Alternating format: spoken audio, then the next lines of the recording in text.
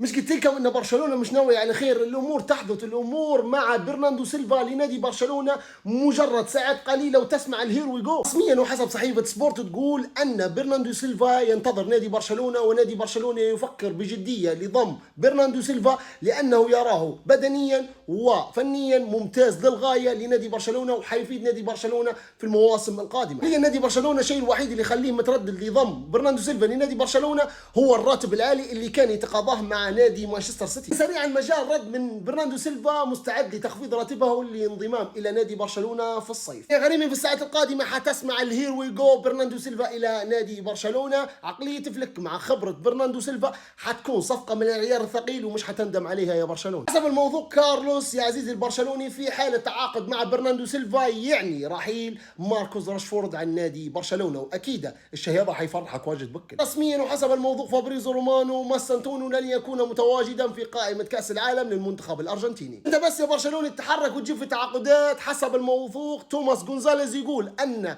جوزيه مورينيو يرغب في التعاقد مع روبن دياز، نيفز وباستوني. حنشوف وش حيصير في ميركاتو ريال مدريد. انا متاكد ان دوري الابطال الموسم الجاي حيكون السيطره اسبانيه، لكن من؟ ريال مدريد او برشلونه؟